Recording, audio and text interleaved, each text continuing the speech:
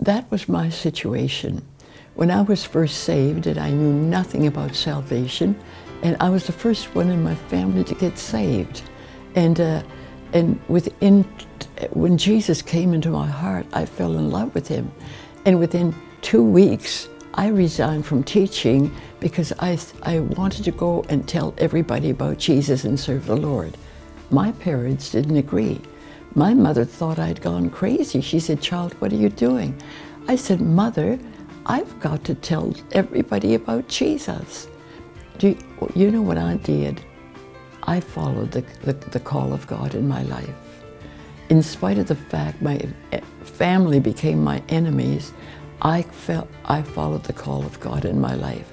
And you know what the result was? I was able to lead all my family to the Lord. And they are so thankful to me that I took a stand and that I was a witness to them in obeying the will of God. And they're all in heaven now except one sister and myself. But I definitely feel that if you feel as a young person feels it's the will of God. In the beginning, I was troubled about that.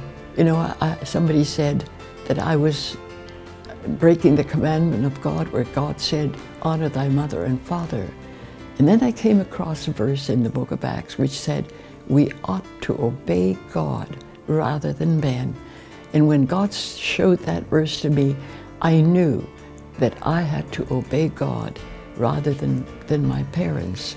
And when you obey God, then you find that the results are always for the good and for the best. Jesus said, if we love mother and father, brother and sister more than me, he said, you cannot be my disciple.